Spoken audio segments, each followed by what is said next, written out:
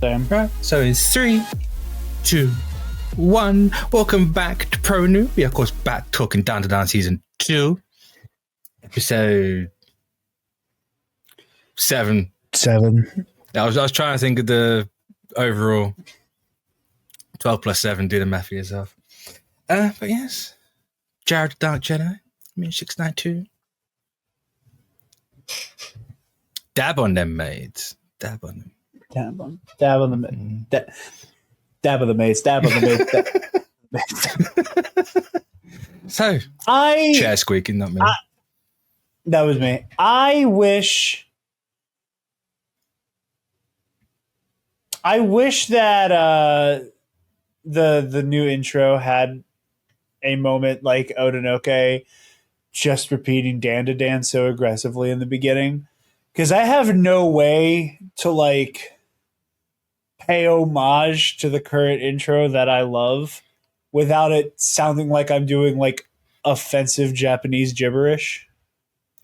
That's half of the Japanese language, in fairness.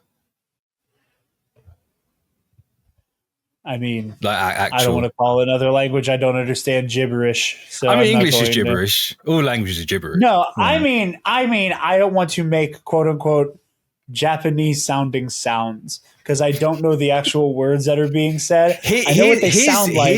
I know what the noises sound. I know what the noises sound like to my ear. So like, but I can't. I don't know. I don't know the actual like phonetic words that are being spoken. Therefore, I'm not going to attempt it. Whereas Odinoke did me the favor of just going DanDaDan, DanDaDan, DanDaDan, DanDaDan, DanDaDan. Yeah, but it's not as iconic. I mean, that's fair. That's fair. You know, like I get those hooks and those bridges are just so fucking. They just soar. They soar. So like in my mind, like doing that dan dan dan dan. It was, you know, it's like, you know. It's like the French fries next to this juicy burger, you know?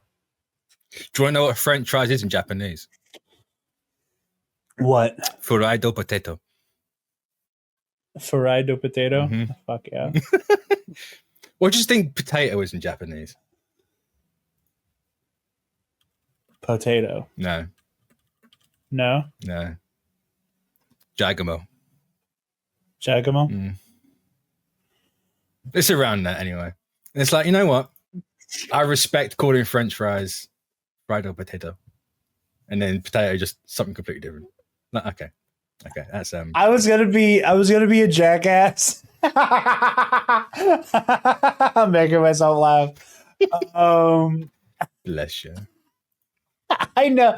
I was gonna do the whole like, what do they call them in England? Like starch flanks, and then I was like, oh yeah, you guys call them chips. Chips, yeah. Well, like, French fries are just called French fries because they're thin. Chips are the chunky motherfuckers. Oh, okay. It's not quite a like wedge. In my mind, I'm like, oi, let's get some starch flakes in it, you know? Well, that's just another L to the collection of Jarod. So I don't know what you're talking about. I know exactly what I'm talking about. I'm well stocked on W's right now. Are you sure? Yeah. Yeah, I'm doing great. Because that barn burner from Saturday was I'm sorry. What was that? First in, first out? What was that? I wasn't first out. I wasn't first out. Yeah, I was joint first out, motherfucker. Get it right. Oh, joint first out. I wasn't the only one to go out first, so you have a timeshare on that L. Exactly. Also, it's adorable because I have absolutely no skin in the game, but you have like your entire fucking torso. My entire life. Yeah, that's true. Man's looking like Tyra out here in the fucking trivia leagues. No. I mean, real shit. Talking hyperspace here, real quick. Out of kayfabe. Fully out of kayfabe for a moment. I am happy with my performance. Obviously, I wish I lasted longer. Obviously, I wish I won. That's what she. You know. Ha ha ha ha ha ha ha ha. Obviously, I wish I won. Obviously, I wish I wish I went a little further in the event. No, these are one of those instances where like I'm not upset about it. Like I wish I had done better, but I'm not angry about it. I was angry the last time I got eliminated from hyperspace because I got screwed. Like, again, out of kayfabe, Jarod's a loser, whatever. Let's put that aside for a moment. I got screwed out of hyperspace 1. And I may or may not have yelled at Eli about it a little bit after it happened.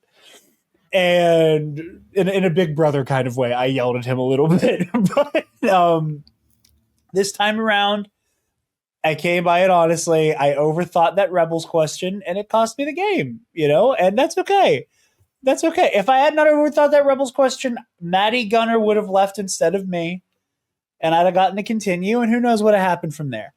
But no, I was happy with how it went. I went perfect in my first round. I went perfect in my first round, which, had things gone a different way. I thought for a moment I was about to have a table clear. And speaking of, shouts out my teammate. I don't even know if I'm legally allowed to say that he's my teammate yet, but it's been said already on Nerd Academy, so oh well. Shouts out to my teammate, Michael McCoy, game master of Ionized Bastards, proprietor of the All Rating Systems YouTube channel.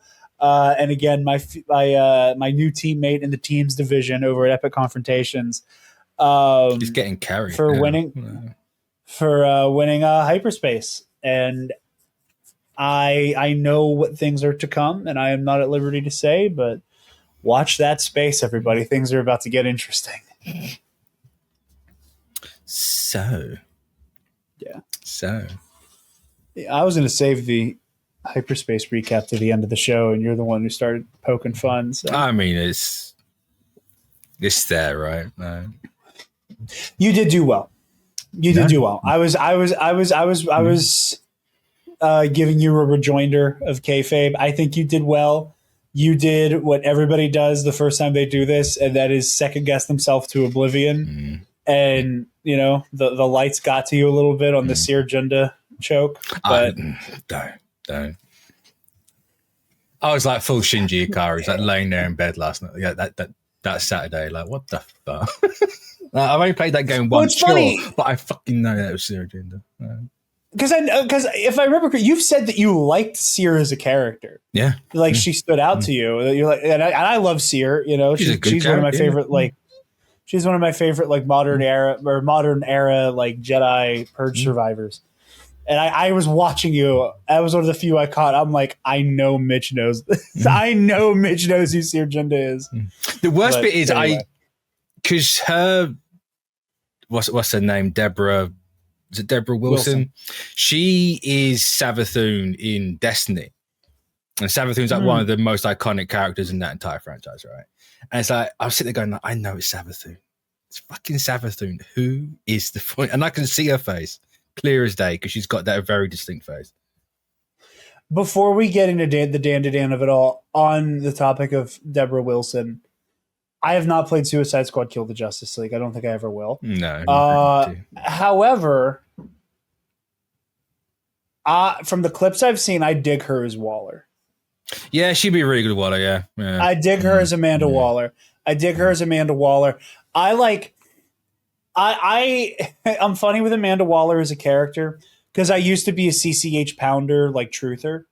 I was like, nobody other than CCH Pounder should ever play this character. She's like that, and that is one of the few characters I have ever gotten weird about. Never replace this actor over, and it's a goddamn Amanda Waller and it's CCH Pounder. Mostly because I was getting into the Suicide Squad as a concept at the same time that I was watching The Shield for the first time. Yeah. And I also Always Sunny, so I had God damn it. The impression that everybody loves. So I was like, CCH Pounder, great. And then Viola Davis gets cast. And I'm like, okay. And I think Viola Davis is good in both movies. I think she's good in both Suicide Squad movies. And then I saw Deborah Wilson, and I was less precious about it and even more excited because I love Seer Junda, and I think she's great in that. I was even more into it. So that's like the three ladies I only ever want to see is Amanda That's Waller. fair. No, that's totally fair. Yeah. CCH Pounder, Viola Davis, and Deborah Wilson. Like, say Deborah Wilson would nail the hell out of that role. God damn. Yeah. God. I mean, again, the clips I saw of her in Suicide Squad: Kill the Justice League as Waller, she's great. I can imagine. She's great. I refuse to ever look at anything for that game. So she's good. She's good performance from her. But the DanDaDans. Yes, I apologize. I might just cut this out and put this at the just like that's fine. That is perfectly fine. That's fine. Yeah, the verisimilitude of watching the beginning of our conversation at the end where we forgot that we started recording and just kept shooting the shit. No, this was a interesting episode. How do I put this? Is the man from the country that Bert Hooter's about to like morally grandstand about a maid cafe? Oh, he is. Okay. Oh, he is. First of all, not exactly where I was going. You don't get to put the collective sin of Hooters on me of all people. I didn't. I wasn't. I said the man from the country that Bert Hooters. I wasn't saying it's explicitly your fault. No, but you don't get to put it on me. No, but culturally, it's still. What I was going to say to open my thoughts on this episode is you know how like with somebody, I say this all the time. I'll be like content in parentheses slur or content derogatory. What I'm about to say, imagine parentheses praise. This show is so fucking stupid. Oh, it absolutely. Yeah. That's exactly why it works. It works because it's dumb as fuck. We joked not too long ago about Levi busting my chops about, I'm over here doing my meta commentary about puberty, and he's like, Jared, it's a show about a kid who gets his balls stolen by a ghost that has to fight aliens. And I was like, no, it's about puberty and growing up, and it's this whole complex. You are not. The problem is, I said, and I stand by that. You are not far. Obviously, that is a part of it. And I stand by that. But then we get an episode like this, and when I turned off the TV, I went, maybe Levi was right. Maybe, just maybe, I am overthinking it. I'm not. You're not overthinking it, no. I've never overthought anything. No, definitely not. No, not at all. Ever. No. Especially not a Rebels question. Never thought anything. And wow, you had a great opportunity to like smash cut to me crashing out over Christian iconography in Evangelion, and instead you chose recent low-hanging fruit. How dare you?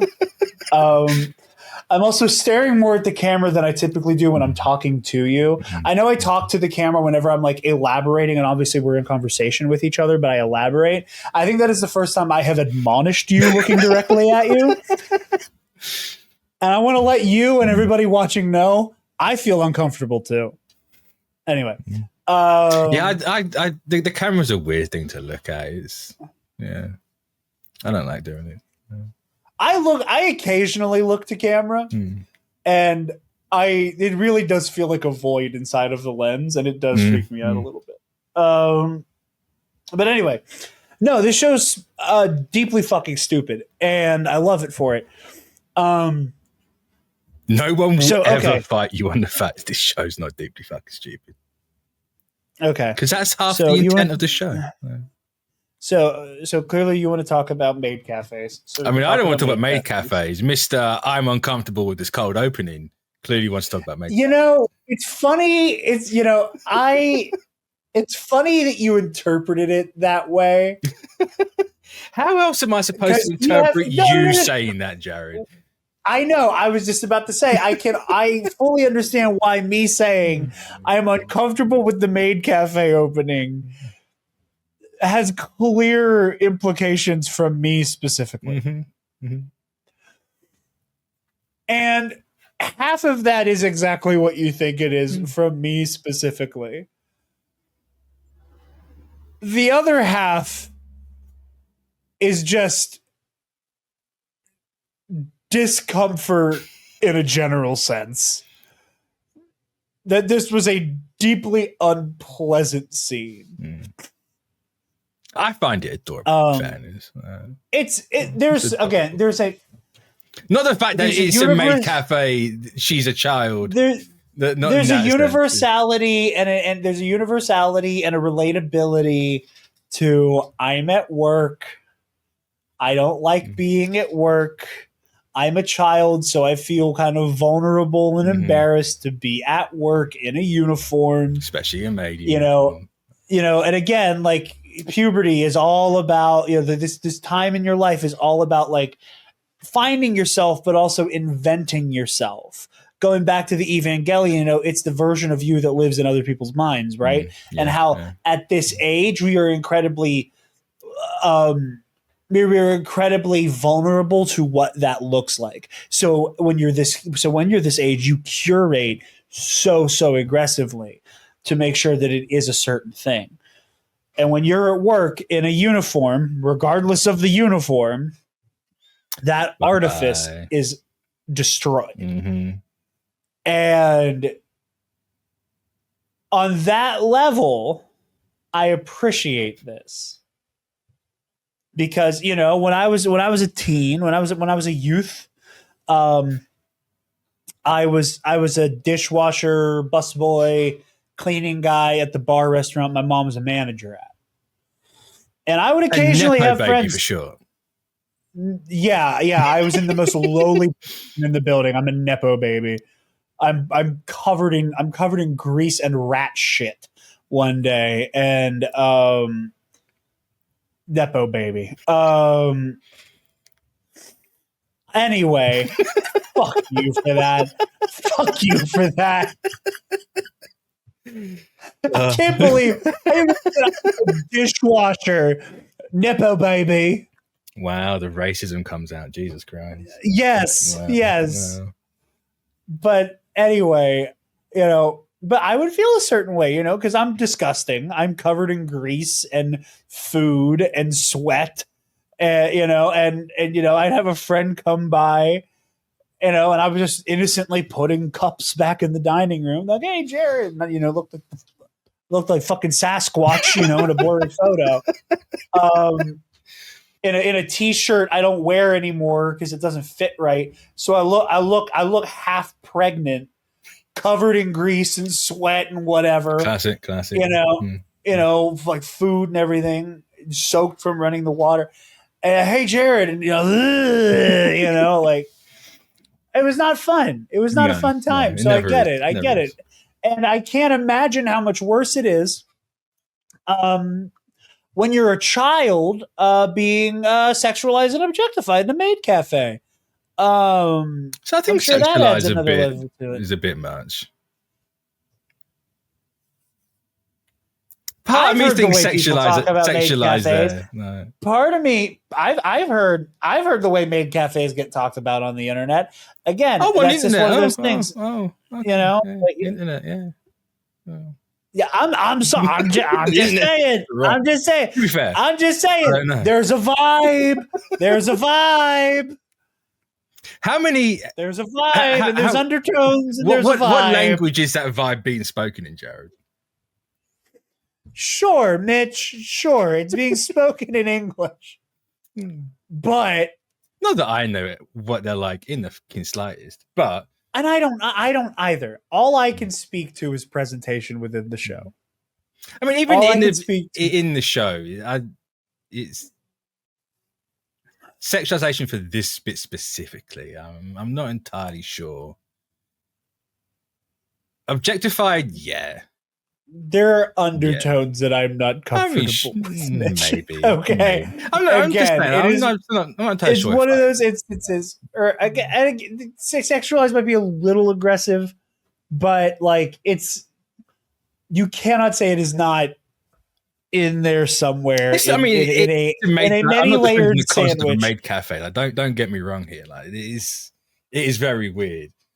But as someone from a country who doesn't have anything like that, so I'm morally correct on this. Sure. And to go back to your example from earlier, at least at Hooters, they're legally adults. Are they though? You know, to my knowledge, I've also never been in a Hooters because I don't need tits to sell me chicken wings. I just like chicken wings. That's funny. But I mean, I don't know what to tell you, big dog. Like, look at me. You think I need tits to sell me a burger? Like, come on. I don't know. Anyway, maybe you just really like tits that much. I don't know. No, I don't know, man. I certainly just needed the burger and the wings. This is turning into an episode of Bombad real fast. I slowly feel the Rip Glorton sunglasses like bursting out of my face. Le Boo Boo.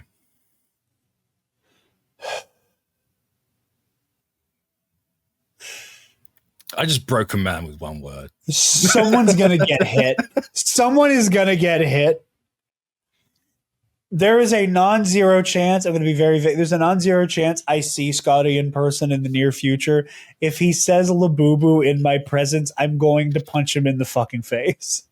Make sure you film it. I'm going to knock Scotty J. Rowe out. Do it physically with my hands. Anyway, the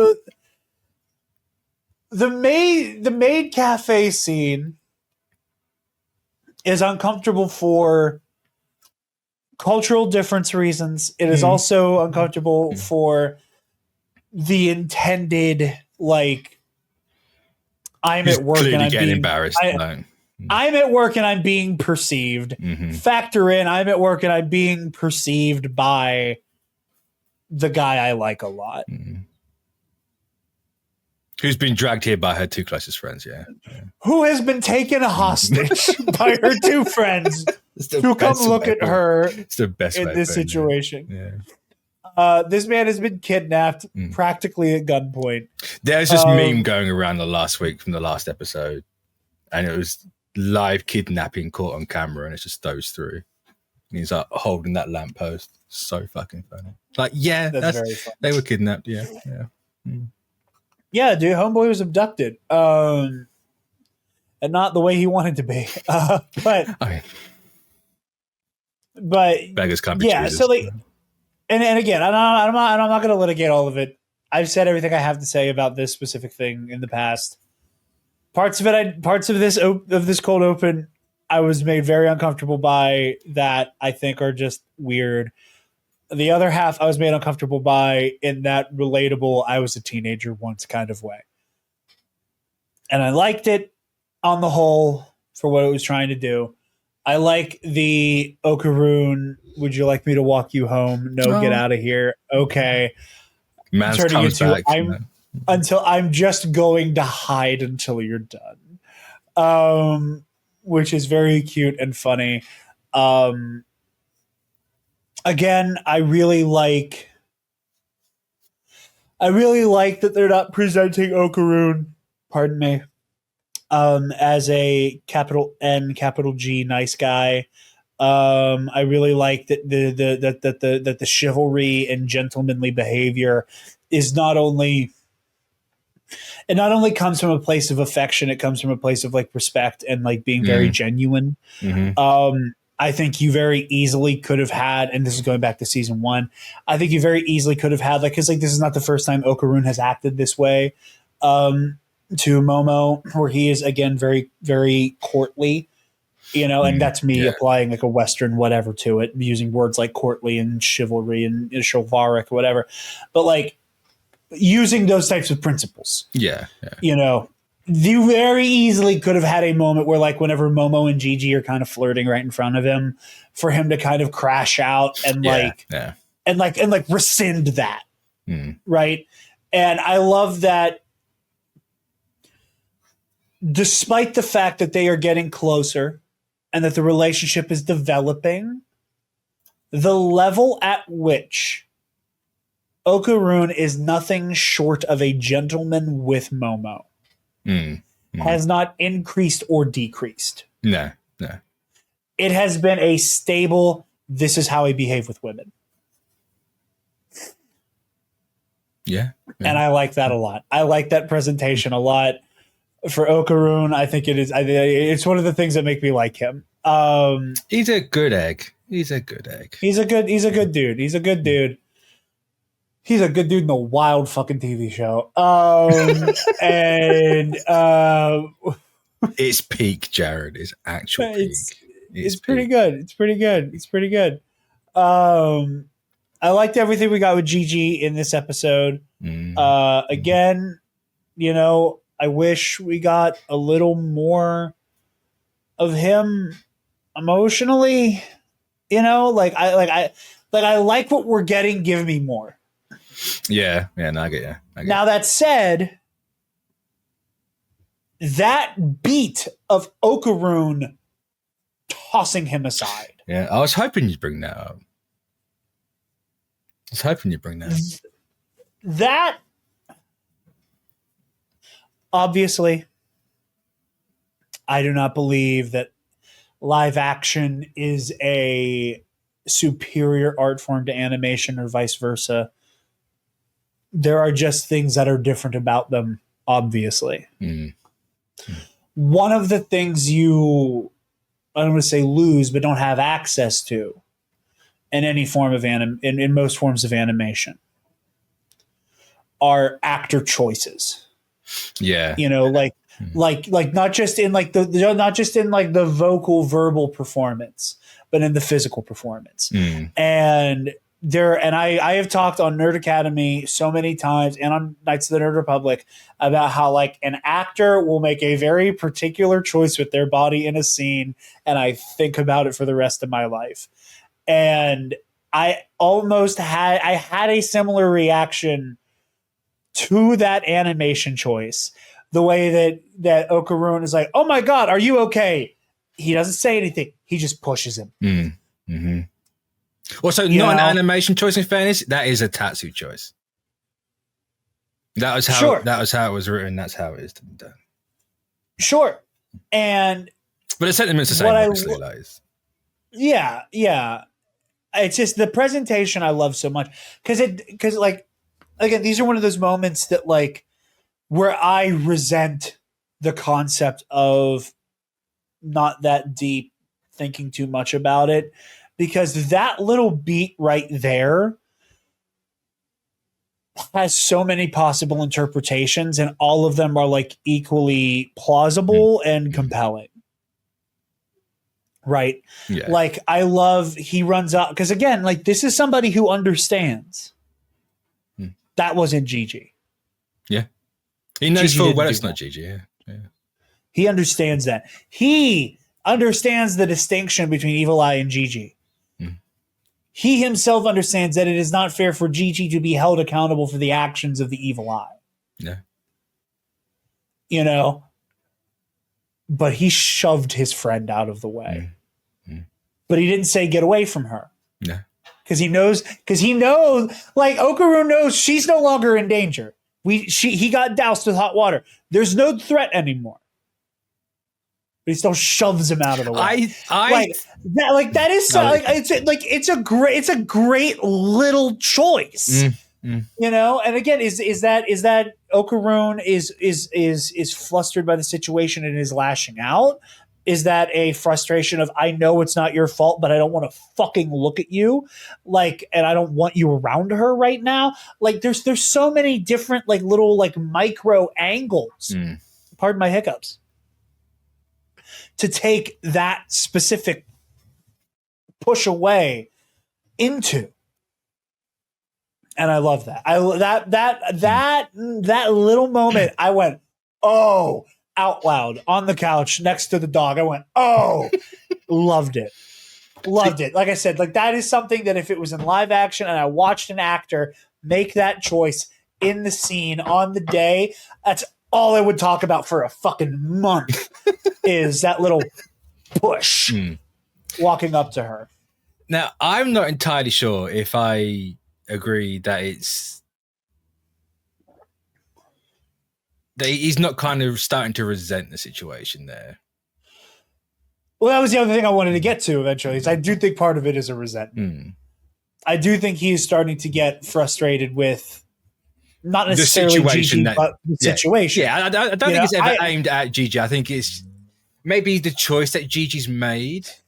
I think there is a legitimate way for him to resent. There's something to that. Resenting Gigi for making a choice, but then it's like can you really resent someone for making like an empathetic choice like that, like Gigi made? I'm not.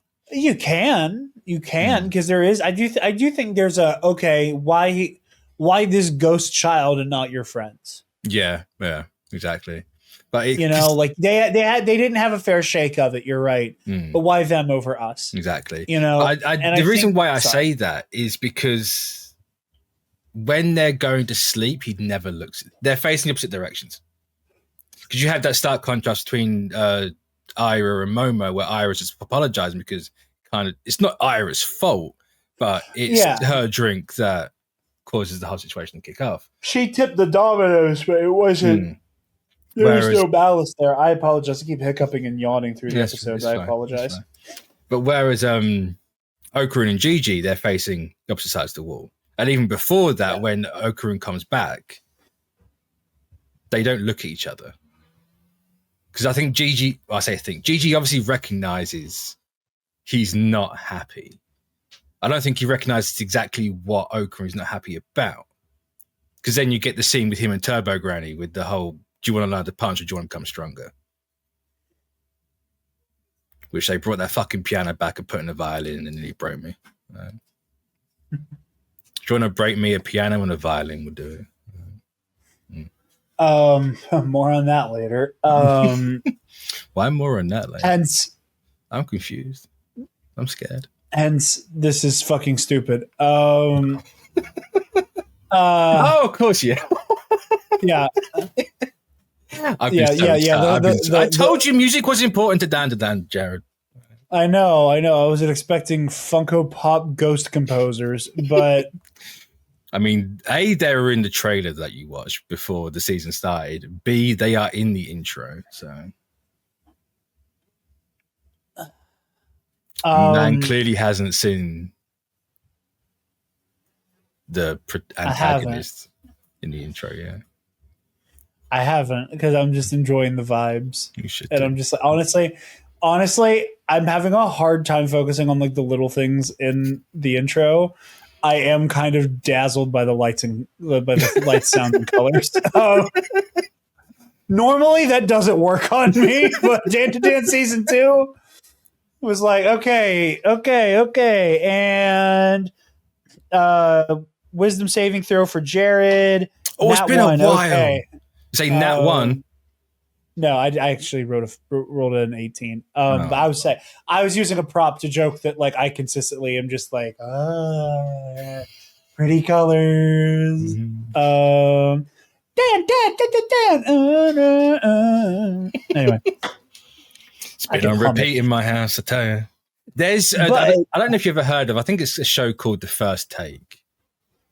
But she's been going around because she was on that the other day, and it's so fucking good. So fucking good how she does that. Not even just her, like the entire like group doing that song in one go. It's fantastic. And it sounds slightly different. I believe it. I'll send you the link afterwards. It's really fucking good. Hell yeah.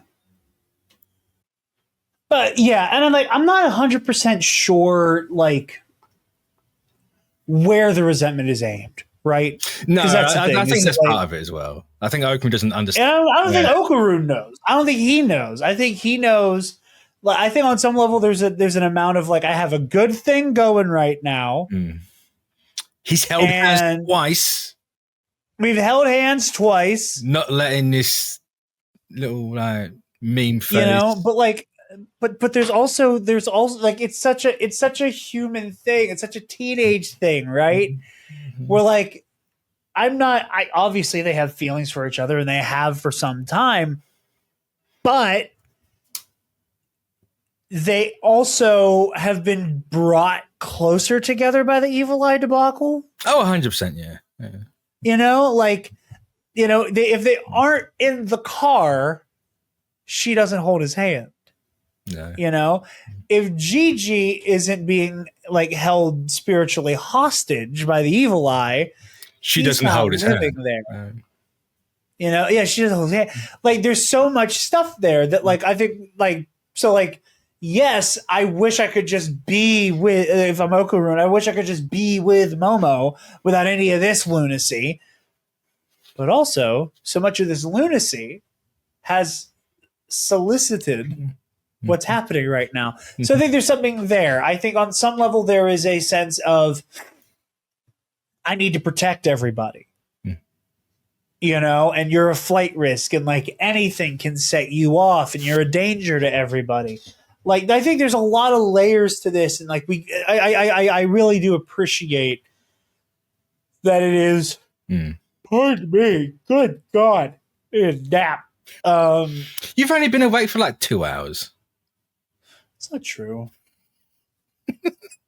I've been awake for like 4. I just didn't get out of bed for 2 of them.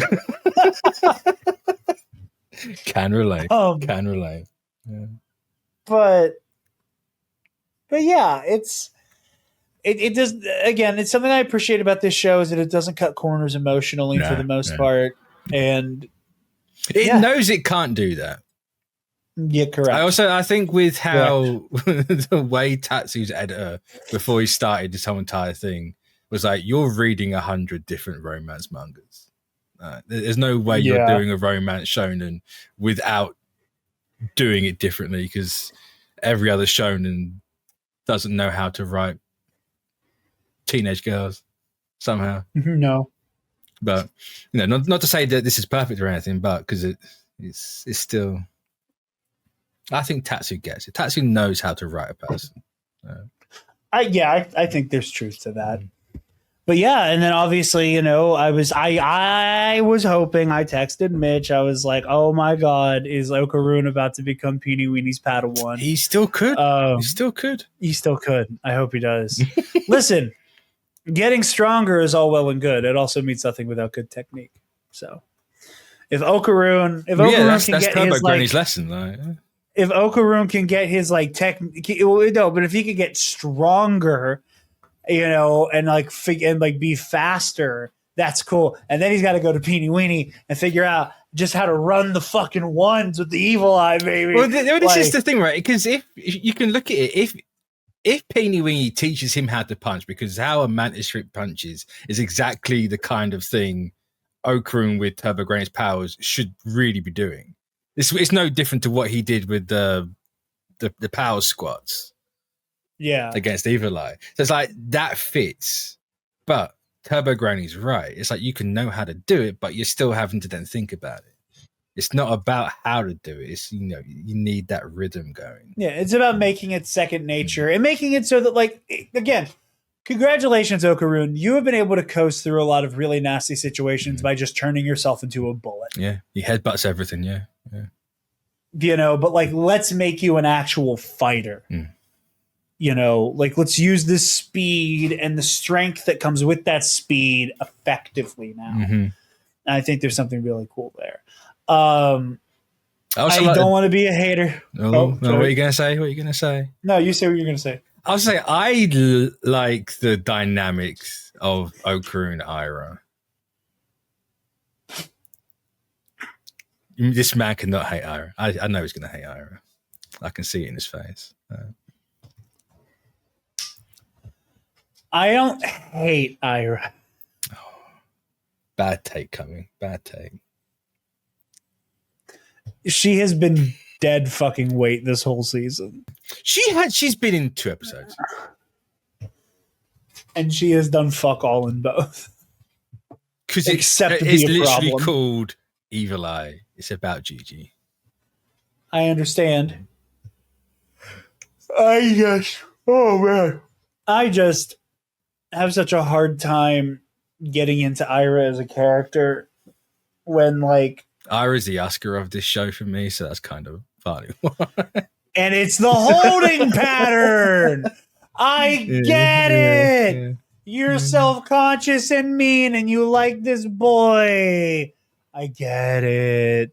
Can we just please, sir, a little bit of character development, just a little bit, please, Saru, please, just a little bit of character development, please. Spare an arc. Like, come on, man. Like, it's awful. It's leave awful. Ira alone. Leave Ira alone. Ira's fine. Ira's fine. Ira right now is fine. Ira will get arguably one of the best. Spoiler. At least for me, anyway. Sure. I'll take your word for it. I can't wait for it to happen. Because Ira just being confrontational with every female who isn't her has gotten so fucking It's stale not with so every woman, every girl. Not at all. That's wrong.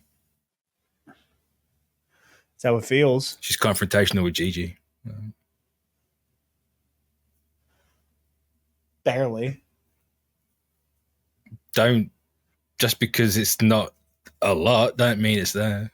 It's not there. No, I'm just saying that like the defining traits for Ira right now are hates Momo because Momo likes Okaroon. Also, and like all that we get from Ira in this episode is beefing with Turbo Granny.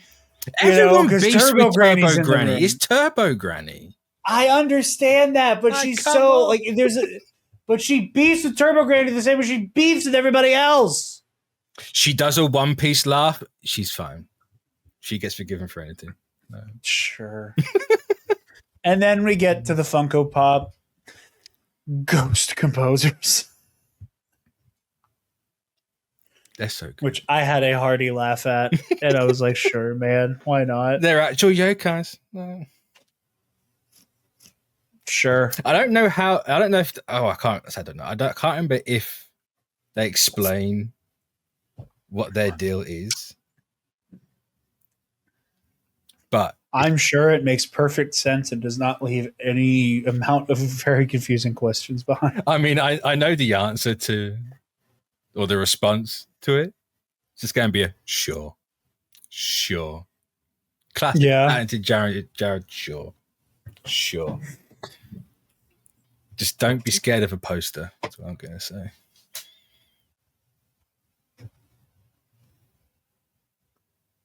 Because you might get a bubblehead Darth Vader. That's what I figured was it. Because they linger on the. They linger on the poster. They linger on the specifically Beethoven. And it was also a nice touch with the Chopin earlier in the episode. It feels like a little bit of foreshadowing. Which was fun. I heard the what I think is what Nocturne. The Chopin Nocturne, and I heard it start, and in the back of my mind, I'm like, God, I wonder how many fucking Zoomers and Gen Alpha kids went, it's the song from TikTok. You've never looked or sounded older than you have just then. I know. Buried deep within me is a very bitter unk. And I don't think it's that deep, to be fair. It is. Again, okay. Buried deep within my psyche is an angry, bitter unk who is only allowed out when the camera is not on. That's true. I love how only on Pro and Noob have we talked about the idea that like I play a character online. That's only here we talk about that. And it's a joke because what you see is what you get. I'm just meaner about certain things off air. It's not a joke. I don't think I'm that different. No, you know. The joke was that it's not a joke. No. Yeah, I just whacked my nose. Yeah. Yeah, that's all I got for this one. This is a lot of fun. Good. I'm trying to think if there's anything else. No, I don't think there is. Hell yeah. But, we're still part of the Evil Eye arc. We're still having this. It's unfortunate because I know you want more GG in a GG-focused arc. But Evil Eye does get used as the downtime after because DanDadan has this peaks and troughs mentality. Like you have a massive arc, then you have the slice of life, character development, downtime, and you ramp back up, and you ramp back down. Though it's not going how I expected. I thought it was going to be over by now, so I'm not entirely sure how this is going to end or where, because I think it's throwing me off. But it's neither here nor there. All right. I'm looking forward to it. So we'll catch you all next week for episode 8. We've only got 5 left. It's kind of crazy. No, we've got 4 left. I know. No, it's 5. Yeah. I can count. So yeah. I'm excited. You should be, because you ain't going to know. If you do know, I know someone spoiled it for you. And I know it won't be Jerry, because Jerry's not reading ahead, so it's not Jerry. He's fine. I'm fighting the urge. To what? To hit you with a, you'll never know what hit you. That's fine. You haven't got to play the clip. That'll do. Yeah. What? What'd you say? I said you haven't got to play the clip because that'll do. Cool. So yeah, you can follow Jarod on the Nerd Academy. Links. Where did that one come from? What do you mean? Or just why that one specifically? Because it's my StreamYard and I have free will. No. Okay. Well. And you were a little smug the way you said no need to play a clip. Because you did the thing. You know what? You did it. I was like, you know what? I was like, you know what? Paul Stanley, fuck you. This is why I'm mean to Jarod. He comes out with shit like this.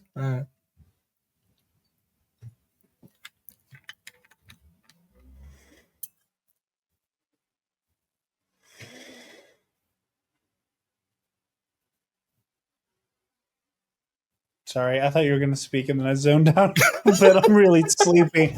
I thought you were about to keep speaking. No. And tee me up to do my plugs. I'd already done that. He decides to play the clip, so. It's bad. You guys can find me over at the Nerd Academy Podcast. Also on the Overmating Systems YouTube channel, where we are going to be starting our High Republic RPG series, Luminous Odyssey. It's going to be me, Taylor, Alden, and Joe Organa. So come check that out, you High Republic fans. And if you're not into the High Republic, this will be a little kind of tour through the events of that era if you've not read those books or read those comics. So join us. You know, Taylor has not touched the High Republic at all. Her only exposure to it was the Acolyte, which is kind of a far departure also from the tone of the High Republic. Yeah. But tonally, it's the Acolyte's very different from High Republic stuff typically. So, come check that out. Obviously, Epic Confrontations. Go back, check out the Hyperspace Gauntlet. The VOD of that is on both the In a Galaxy channel and on the TNAB channel. Yeah. We'll catch you next week.